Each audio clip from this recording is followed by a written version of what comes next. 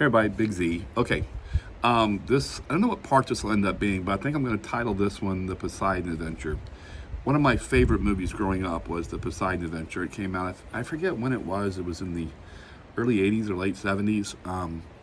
Anyway, it was a great cast of actors that were in it. We had Ernest Borgnine and Leslie Nielsen. We had, who was it? Gene Hackman played the pastor. Shelley Winters and Red Buttons, and a lot of old actors that were really great at what they did. And it was an amazing story of life. In this story of the Poseidon, they made a remake, which is just as good, actually, or pretty close as the first one. But there's amazing stories within this story.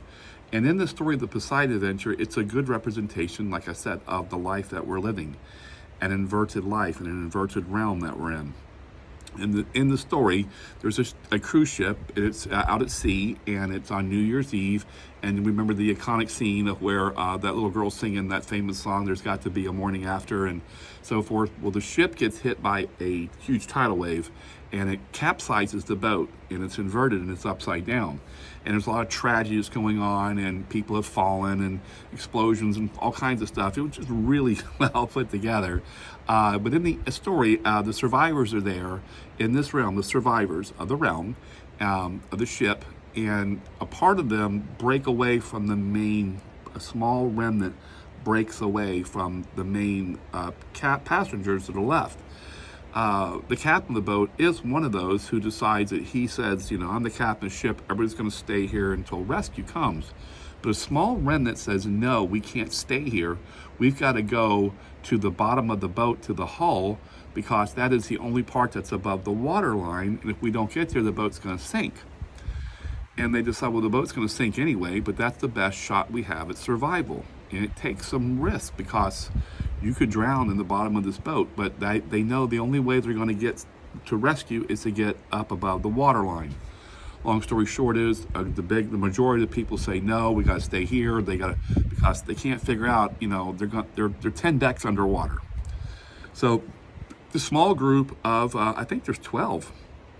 Ironic, isn't it?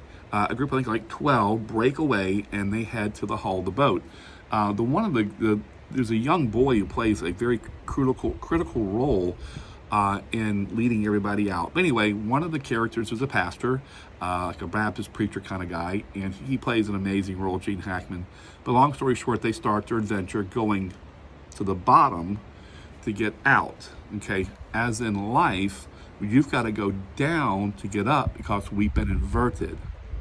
Does that make any sense? You know that video game Super Mario Brothers, when my daughter was growing up, it was the only video game we ever played. It was fun. And in that little Mario guy, when he gets to the end of his level, so forth, he goes down a tube, bloop, doo-doo-doo-doo-doo-doo. He's back up. He's at the higher level. And each time he goes higher, he's actually going down to get up. It's the same thing that we have to do. In the storyline, it's amazing. We've got a lot of a scene where Shelley Winters, the big heavy-set grandmother, plays a scene where she's an Olympic swimmer, and she swims a rope over the other side so people can get from one place to the other, and some drown and don't make it. In one of the final scenes, the pastor, Gene Hackman, they get to the very, very, very top, and half of them have died in this journey. There's only a small number left, and he finally fucking loses it and cusses God out. You rotten bastard, who hasn't been there? I mean, all of us do. In a scene, there's a wheel he has to turn the wheel to open up this compartment to the propeller shaft room, and the only way he can do it is he has to jump over this thing and open it, but when he does, he has no way to get back. He's got to fall into fire and drown and die, burn up. And he, being the man, very rare, sacrifices himself for the remaining, people. I mean, there's no guarantee because they're all going to die anyway. Anyway, they finally make it to the top and they bang on it. There's a helicopter up there and it hears them and they get them out and so forth. But the story is a story of our life, though, because we have been inverted. We're in an inverted world. We're upside down. There's a scripture in the Old Testament, and we're going to talk about the Bible in depth, of what it is and what it isn't. But it says, somewhere, I think it is in Isaiah, which is actually not in the original. It's actually in Greek, long story. You who do things hiding in secret, it says, you that turn things upside down will be found out. And that's what this whole world is, being inverted and upside down. When I was going through this process of my deconstruction, which I had to deconstruct from my old beliefs, religious beliefs, and get back to purity of who our Creator is, who our real true Creator is, what Christ is. You go through this period of deconstruction, and you've got to go down. And on your journey of learning, you're not going to learn from academia. You're not going to learn from pastors. You're not going to learn from seminaries. You're not going to learn from books put together that say Bible on it. You're going to have to learn. You're going to have to go inside to learn. And unfortunately, you're going to have to learn from some people that are kind of savvy and not so kind of salty, and maybe people that you would never associate with, but they hold keys to this thing in this journey going down. Some of the people that you will be learning from, which I'm going to put you in direction of this, are people that you would never go to for lessons. When I was learning martial arts, when I was going through Muay Thai at one time and Jiu-Jitsu, I had to go to some pretty rough schools. Back when I was learning, there was no internet, YouTube. You had to go and learn. There was no shortcuts. And these schools were tough. I mean, they were in rough sections, and you went in there, and everybody's covered in tats. In the old days when tats weren't even popular yet, and it was rough men. But you had to go there to learn to fight. And it's the same part of this journey that we're all on. You'll never know how to beat this enemy by living in a bubble or in a palace or the penthouse. You've got to go down the street level. You've got to go down below the street. You got to get subterranean to learn everything. And it's a part of our process in growing, and something we have to go through. Long story short, at the opposite flip of that, when I was discovering who is who, I want you to use this analogy. Imagine you work for the largest corporation in the world. It's a big corporation, and you find out there's some really bad things going on inside your company. Inside your company, listen to my words very carefully. And you discover there's some embezzlement going on, there's some child trafficking going on, there's everything, some drugs and so you decide you can't figure out how high it goes, so you know what? I'm just gonna go all the way to the top. I'm gonna go to the head CEO of everything. And you decide, you find out the headquarters building, you go to this big metropolis city downtown, and you get dressed up and you just go in. And you get into security and so forth, and you get to the elevator, and you punch that button to that top floor. It says 33 on it. And you go to that 33rd floor, and you get out, and there's his office. And it's later in the afternoon, it's got double doors, the doors are open, and you walk in there and you say, "Excuse me, Mr. CEO, blah, blah, blah, blah. I'm part of this company, and I don't mean to barge in, but I got some information to tell you that all this stuff is going on in this company." And you say, "I love this company. I worked for this company my whole life. All my friends and family, everybody I know is involved in it. I don't want to see it to go down. I'd lose my job. And so I'm coming to tell you this so that you will decide what to do. You take the appropriate actions." And the head CEO says to you, "This is amazing. Tell me." And you tell him. He says, "Have you told anybody else?" And you say, "No, I just discovered this. I brought it just to you." And he says, "I can't thank you enough. We're going to, fix this, and you're going to get promoted, and we're going to do all this for you and so forth. And here's my personal cell number. Call me if you need me." And you're like, "I don't want to be rewarded from it. I just don't want to lose my job, and I don't want everybody else to lose their jobs because we all depend upon this company to survive." And he says, "That's very noble, but I'm going to take care of you for doing this. And, let me know any more you find out. You call me. You have direct access direct to me." Okay, and you shake hands, and you walk out there, and you're like, "I feel good. I did the right thing. This is amazing." And you're standing by this bank of elevators, and you hit your button, and the doors don't close to his office, and you're looking through there, and he gets on the phone. "We got a problem," he says. He's called the only entity that's above him. And you know who that is. "We got a problem. We've been found out." "Who is it?" "So-and-so." "How much does he know?" "Well, we believe this is all he knows." "What do you want to do about it?" "What we always do about it. Dig into him, tear him apart, find out everything on him. And then I want him discredited and shut down and shamed." made an example of.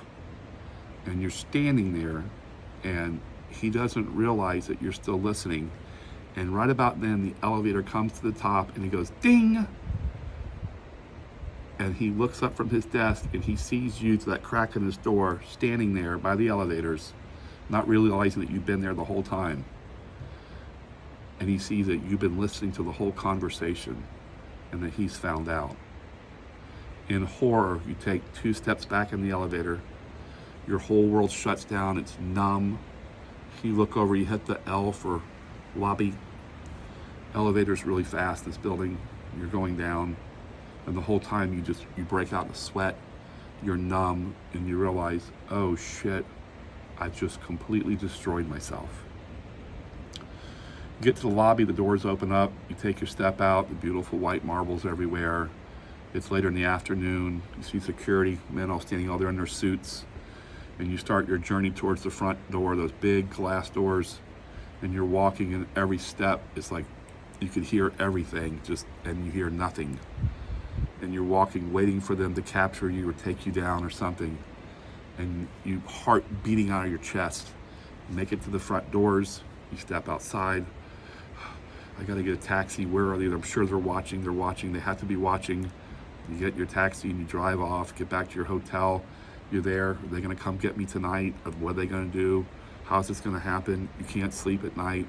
Will it be tomorrow? You take your flight back out, get back home. And you know that they're watching you the whole time. From here on out, when's it gonna happen? That's kind of what happened to us when we discover who the God of this world is and who is running everything. And when you find that out, talk about being a TI, you become a real TI. You wrestle with it. Do you keep it to yourself and do nothing? Or do you do something? And then they start their crap on you. Sabotaging everything in your life. You lose your friends, you lose your family, you lose your wife, your children, your job, your business, your name, your reputation, everything. You're left homeless, discredited, probably arrested, like I was. Charged with some stupid crap to give you a record, so you ruin your credibility. You can't find work, you can't date, you can't rebuild your life or go anywhere. They have completely destroyed you. So many of us that's happened to, and many of us aren't here anymore because we had to say what we knew. It's like the parable of the talents. And he scolded the one who does nothing with his talent or his knowledge is scolded. Better you do something and lose it than do nothing at all. And it becomes a real tough challenge for you when you see children being abused and all this going on. You know all this stuff, all this nonsense and everything. How do you not say anything? And you wrestle with it internally because you say, if I do nothing, then I'm kind of worse than the people that actually are doing it. Because the only reason they get away with it is because we're not fighting back. But in fighting back, you know the sacrifice that you're going to take. And I think that is the ultimate test of life. Are you willing to sacrifice everything here to save those few? Like in the Poseidon Adventure, that pastor, there's only a few left. But he sacrifices himself. I think we're all kind of in that moment right now, those in the TI community and those of us who have been hit hard. Are we willing to go all the way with this thing? In my case, I have to, because I have someone I love and care about who's literally been captured and being held hostage by this. And she will die if I don't find a solution and a remedy. So I want to say this to everybody now. My motive in doing this isn't money. None of us would do, because you lose everything. We do this because we have a desire and passion in our heart to help our fellow beings, our family and friends, and even strangers we don't even know. But we know how bad that hurt is, And for the women out there, especially those of you who have been so, and the men, but the women who have been so abused by this thing and the sacrifices that you made for us. I really, like you will hear me say this all the way through this, I really believe you incarnated into this realm and allowed yourself to go through this. And thank God for the dissociation that you can kind of split apart while this is going on. And I don't know how you've done it. I honestly don't know how you've done it. As a spouse being collateral damage in this thing, I was a victim once of an attempted kidnapping. We'll talk about it later. And there was something was done to me as a child by another boy who tried to sodomize me with a toilet brush or something. I don't remember, but I'll get into it. But I escaped it in most of my life. And so this is my way of giving back, because I'm, like I said, I'm collateral damage. The hurt that I've experienced losing my spouses, because this is what happened in their lives, has devastated me. And so that's why I do what I do. And this is why we continue this thing on. And having the life experiences that we all have, we come together, contribute, and we find remedy, and we find a way to stop this crap and put an end to it. And even if there's just a small remnant of us that survived this, like in the movie, it's worth it.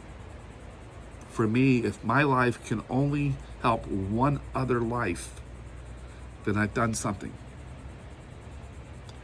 So if just one person is spared this and has found a way out through what I'm teaching you and showing you through my suffering and what I've been through, then that's what I'm supposed to do. And I think that's what all of us are supposed to do here.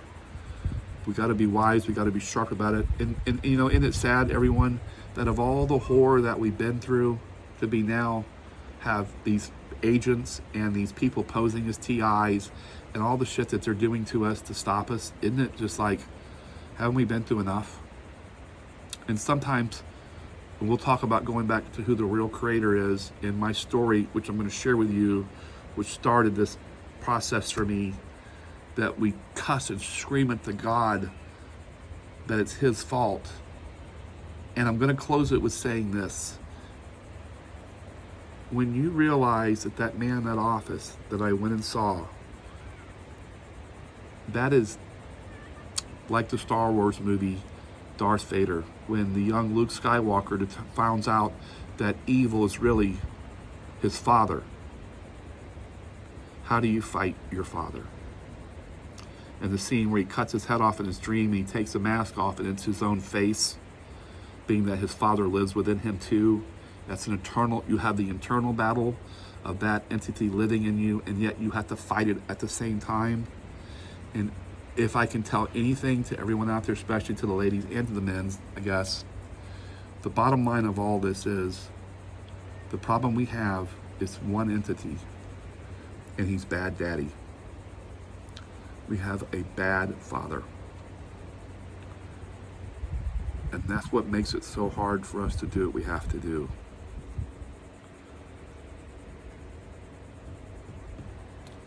It plays itself out in every life here on earth. Every family, everyone deals with this thing called bad daddy.